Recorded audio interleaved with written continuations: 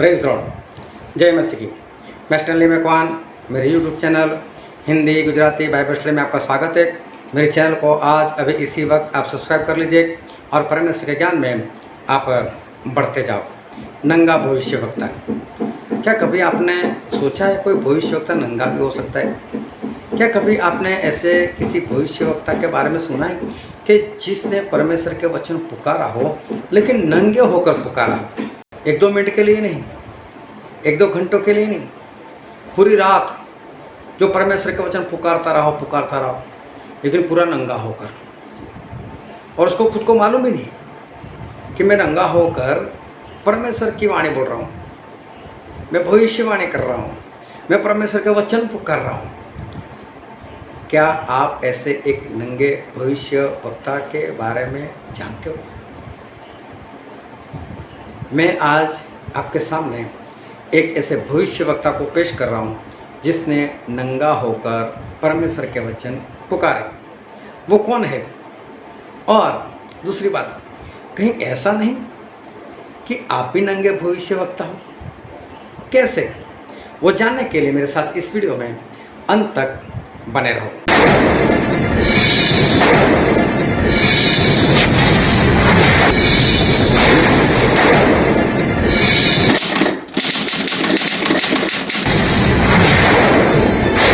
Israel के सबसे पहले राजा जो थे वो थे शाऊल, और इज़राइल के सबसे पहले भविष्यवक्ता हो गए वो है शमूएल। शमूएल ने शाऊल का अभिषेक किया था और शाऊल इज़राइल के पहले राजा बन गए। ये शाऊल परमेश्वर के पीछे 2 साल तो बहुत बढ़िया से चले, लेकिन 2 साल के बाद वो अच्छे से नहीं चल पाए। 2 साल के बाद उन्होंने परमेश्वर की आज्ञा को मानना बंद कर दिया। उन्होंने खुद होम बलि चढ़ा दी, जो होम बलि शमूएल को देनी थी, लेकिन शाऊल ने खुद दे दी। शमूएल ने बताया भी सही कि शाऊल तूने गलती की, लेकिन फिर भी गलती थी, लेकिन गलती को सही रीति से माना नहीं। फिर परमेश्वर ने शमूएल के जरिए एक और आज्ञा दी कि शाऊल जाकर अमालेक का पूरा नाश कर दे। तभी वो राजा को जिंदा बचा कर लेकर आए, कई भेड़ बकरे बैल को बचा कर लेकर आए, अच्छे जो थे, जो कमज़ोर थे उनको तो मार दिया। और इस तरह से वो परमेश्वर के विरोध में चलने लगे, मूर्खता करने लगे, परमेश्वर की आज्ञा मानना उन्होंने बंद कर दिया। अभी शाऊल शमूएल के पीछे पड़ गए, क्योंकि उन्होंने शाऊल को कई बार डांटा था।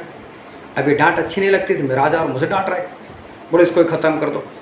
दूसरी बात, शाऊल को ये पता चली कि दाऊद जो उनका जमाई रह चुका था, तो बोले दाऊद को भी मार दो, क्योंकि पता चला था कि मेरे बाद तो वही राजा बनने वाले, इसको भी ख़त्म कर दो। अभी दोनों को मारने के लिए ये शाऊल बहुत प्रयत्न करने लगे। अभी शमूएल भी परमेश्वर का अभिषेक दास, दाऊद भी अभिषेक दास, और शाऊल खुद भी अभिषेक पाए हुए व्यक्ति है, लेकिन फिर भी परमेश्वर के विरोध में काम कर रहे हैं और दाऊद को मारने का प्रयत्न कर रहे हैं, शमूएल को मारने का प्रयत्न कर रहे हैं। अभी एक बार ये शाऊल जो है उनको पता चला कि दाऊद वो रामा के नबायोत में है। तो जब उनको पता चला तो उनको ऐसा लगा चलो सिपाही लोगों को भेजता हूँ, और सिपाही लोगों को भेजकर मैं दाऊद को जिंदा पकड़कर लेकर आता हूँ और उसको ख़त्म कर देता हूँ। और ये वचन हम बाइबल में पढ़ते हैं, पहला शमूएल उसका 19वां अध्याय और 19 से लेकर 24 वचन। जब शाऊल को इसका समाचार मिला कि दाऊद रामा के नबायोत में है, तब शाऊल ने दाऊद के पकड़ लाने के लिए दूत भेजे। और जब शाऊल के दूतों ने नबियों के दल को नबूवत करते हुए और शमूएल को उनकी प्रधानता करते हुए देखा, तब परमेश्वर का आत्मा उन पर चढ़ा और वे भी नबूवत करने लगे। इसका समाचार पाकर शाऊल ने दूत भेजे और वे भी नबूवत करने लगे। फिर शाऊल ने तीसरी बार दूत भेजे और वे भी नबूवत करने लगे। तब वह आप ही रामा को चला और उस बड़े गड्ढे पर जो सेकू में है पहुंचकर पूछने लगा कि शमूएल और दाऊद कहाँ हैं? किसी ने कहा वे तो रामा के नबायोत में हैं।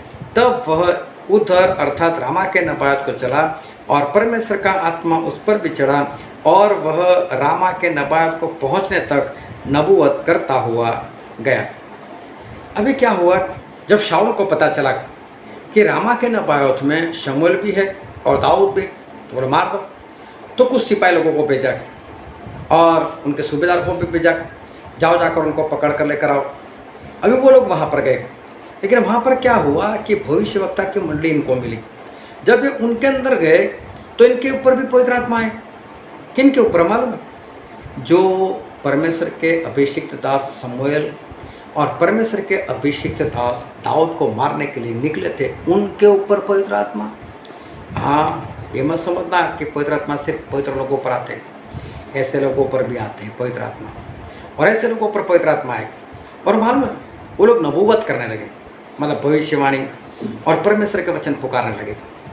तो किसी ने खबर पहुंचाई शाऊल को कि शाऊल, जो सिपाही लोग भेजे थे ना, वो तो नबूवत कर रहे हैं, वो तो परमेश्वर का वचन पुकार रहे हैं। बोले ऐसी बात है। दूसरी बार दूसरे लोगों को भेजा, वो लोग भी वहाँ पर जाकर पवित्र आत्मा से भरकर वो भी नबूवत करने लगे। तीसरी बार भेजा तो वो भी नबूवत करने लगे। अब शाऊल को पता चला जितने भी लोग जाते हैं वो लोग वहाँ पर पवित्र आत्मा पाकर सभी लोग नबूवत करने लग जाते, परमेश्वर के वचन पुकारने लग जाते। लग मुझे ही जाने दे, अब मैं कुछ करता हूँ शमूएल का, मैं कुछ करता हूँ दाऊद का। अभी क्या हुआ, शाऊल खुद गए। शाऊल खुद गए तो शाऊल के ऊपर भी पवित्र आत्मा आए। अभी शाऊल जो थे उनके अंदर तो दुष्ट आत्मा आ चुका था। और एक वचन पढ़ते हैं, पहला शमूएल उसका थे 16 और वचन 14। और यहोवा का आत्मा शाऊल पर से उठ गया और एक दुष्ट आत्मा उसे परेशान करने लगा। अब देखो, शाऊल के अंदर तो शैतान की आत्मा चुकी थी, लेकिन जब वो उस भविष्यवक्ताओं की मंडली में पहुंचे तो ऐसा हुआ कि वो भी पवित्र आत्मा से भर गए। दुष्ट आत्मा निकल गया, वो पवित्र आत्मा से भर गए, क्योंकि पवित्र आत्मा और दुष्ट आत्मा कभी साथ साथ नहीं रह सकते, एक दिल में नहीं रह सकते। वही पवित्र आत्मा से शाऊल भी भर गए और वो भी रास्ते में चलते चलते चलते भविष्यवाणी करते रहे और परमेश्वर के वचन पुकारते रहे। ऐसा अभी हमने पहला शमूएल उसका 19वां अध्याय और 19 से 23 वचन में हमने पढ़ा। लेकिन अब मैं पढ़ता हूँ उसका 24 वचन। और उसने भी, मतलब शाऊल ने भी अपने वस्त्र उतारे और शमूएल के सामने नबूवत करने लगा और भूमि पर गिरकर दिन और रात नंगा पड़ा रहा। इस कारण से यह कहावत चली कि क्या शाऊल भी नबियों में से है। अब क्या हुआ कि ये जो शाऊल थे पवित्र आत्मा से भर गए, भविष्यवाणी करने लगे, परमेश्वर के वचन पुकारने लगे, लेकिन ऐसा लिखा उसने भी अपने कपड़े उतार दिए। 3 बार जो सेना के दल को भेजा था उन सभी ने भी कपड़े उतार कर ही भविष्यवाणी की थी। अब शाऊल जो है वो भी कपड़े उतार कर नंगे होकर वो भविष्यवाणी या प्रभु से के वचन वो पुकार रहे। अभी जब ये परमेश्वर के वचन पुकार रहे तो एक कहावत चली, शाऊल भी नबियों में से, वो भी भविष्यवक्ता है। क्योंकि सवाल क्यों हुआ मालूम? अरे भविष्यवक्ता तो अच्छे से कपड़े पहनकर भविष्यवाणी करते, ये कौन सा भविष्यवक्ता जो नंगा होकर भविष्यवाणी कर रहा है? ये कौन सा भविष्यवक्ता है जो नंगा होकर परमेश्वर के वचन पुकार रहा है? अभी समझ लो, आपके चर्च में आपका पास्टर बिना कपड़े, एक भी कपड़ा नहीं, वो अगर अच्छे से अच्छा उपदेश करे, क्या किसी की निगाह उसके उपदेश पर जाएगी? कोई सीखेगा उससे? क्या होगा वहाँ पर? वहाँ पर तो ये होगा, लोग हंसेंगे, उसका ठट्ठा होगा।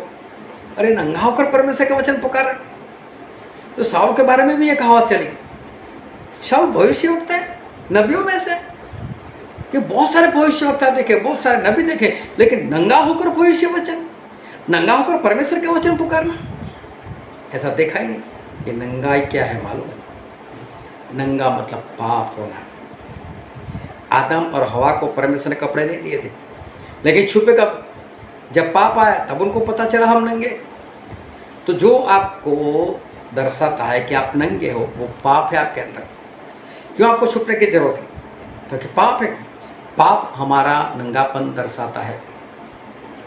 अभी समझ लो, आपके जीवन में पाप है, आप खुद चोरी करते हो, लोगों को मालूम भी है, और अगर आप किसी को सिखाओगे चोरी मत करो, वो चाहे आपके मुंह पर कुछ बोले या ना बोले, लेकिन अंदर से तो वो सोचेगा खुद चोरी करता है, मुझे बताता है।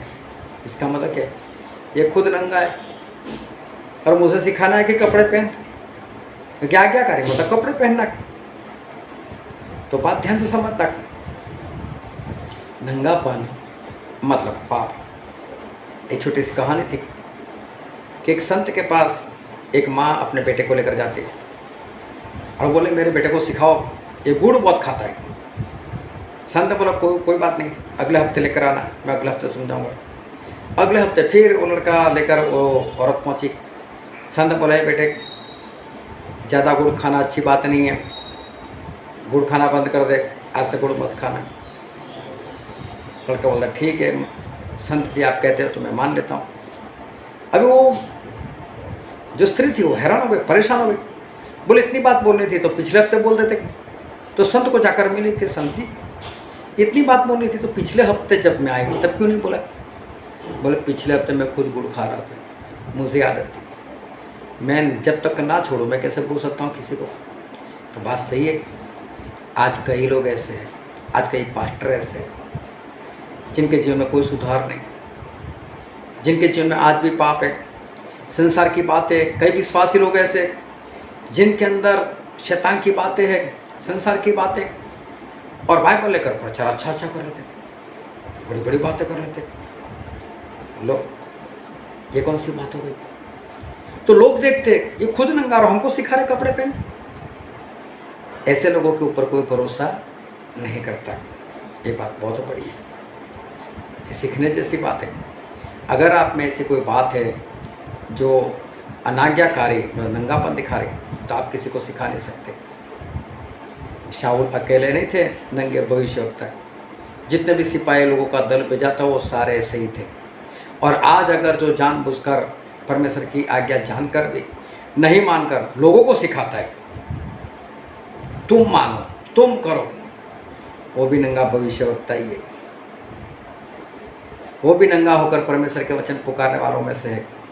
कहीं आप तो उनमें से नहीं, कहीं आप तो उस शाऊल के समान नहीं। पहले अपने आप को सुधारो, अपना जीवन सुधारो, अपने आप में सुधार लेकर आओ और फिर लोगों को सिखाओ, ताकि लोग समझ सके आपकी बात और उस बात से आज़ाद हो सके। लेकिन पहले खुद कपड़े पहनो, फिर लोगों को कपड़ा पहनना सिखाओ। परमेश्वर आपको आशीष दे। आमीन।